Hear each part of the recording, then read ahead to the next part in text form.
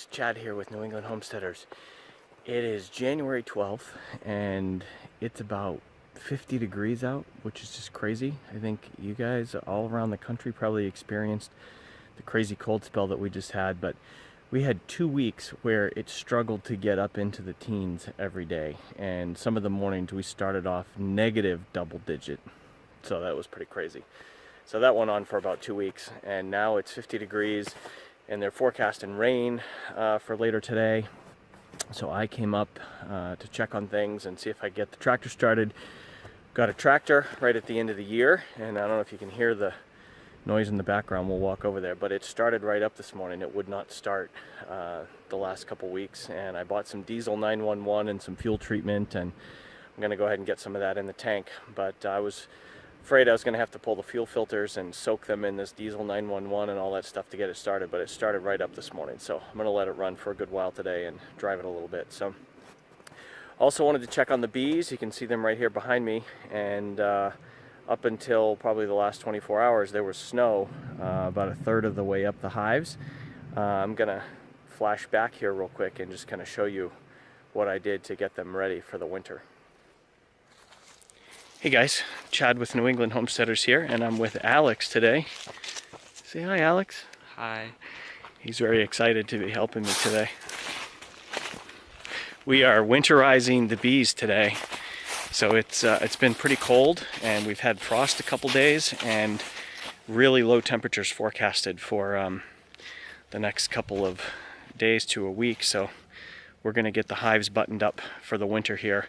I bought some moisture boards that are going to go on the top, and we actually cut up, Jason actually cut up for us some foam boards, and we're going to wrap the hives in this, use some duct tape to secure the corners, and then put a bungee cord around them. So it's interesting. Usually during the day when the sun hits the hives, they warm up enough and there's quite a bit of activity, but not much activity at all today. So we're actually going to pull off that top gray super from each one. That's just a spacer for the feeders that were in there. And then we're also going to remove the honey super. The hive here closest to us doesn't have any activity in it at all. There are some bees in the one on the left, but we're just going to shake them out of there and shorten that hive up so there's less space in there for them to try to keep warm for the winter. So this hive here is the one that had the 3 supersedure cells, and we thought maybe we had lost the queen there for a while, but apparently they successfully made a queen and they rebounded, and there was a lot of activity in this hive all through the rest of the summer. So we're excited to see that they rebounded. So let's take a peek in here. The other day when I was here, I checked and there really wasn't any activity in this at all. So we're just going to take this top piece out. So there are some bees in there. Maybe we leave them. So you know what we're going to do? We won't mess them up since it's a cool day, but we're going to put the sugar on the newspaper on top. So let me just get this stuff out of here. So we need to get the sugar to put in there before we button this up. But this moisture board is going to sit right on top like this, and that absorbs a lot of the moisture so that we don't get condensation dripping down on the bees, which can kill them in the wintertime. So we're going to leave that like that for a minute, and before we button that up, we're going to go get the sugar and feed them some dry sugar, and the sugar is supposed to help absorb moisture through the winter too.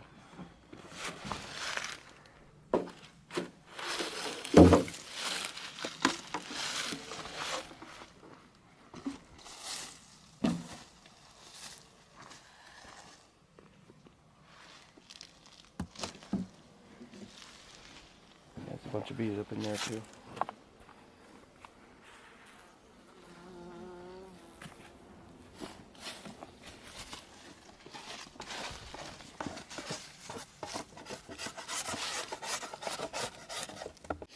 Alright, so on second thoughts, decided that we are going to remove this honey super, so that's a lot less space that they have to heat up, because a lot of that heat would rise up in there. So Let's see what happens when we do this.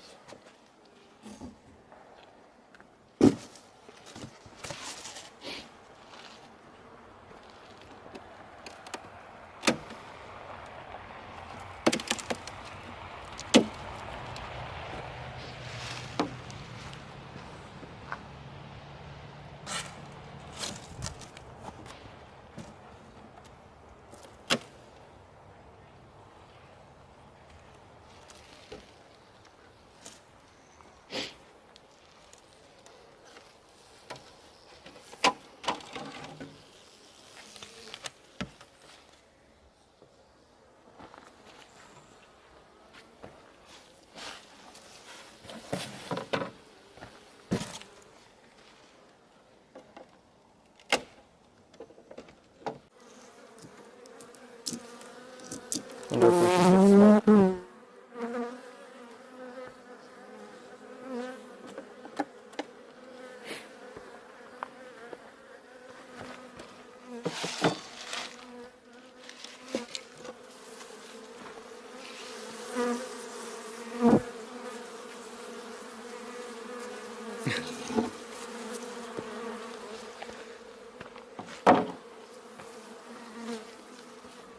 Make sure you're covered good.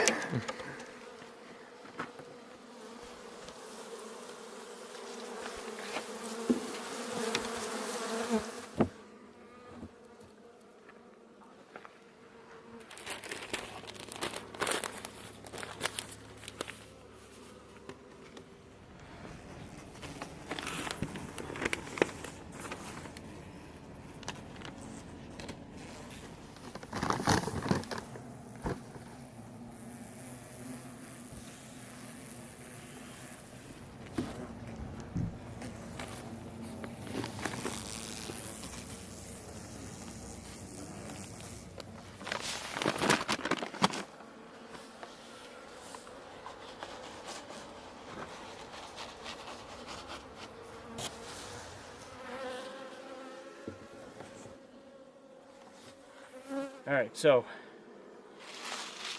put the sugar on top in there with the newspaper so they can still come in and out that front. They get a restricted entrance, and the opening for the moisture is still there with that little vent. So we put this on here.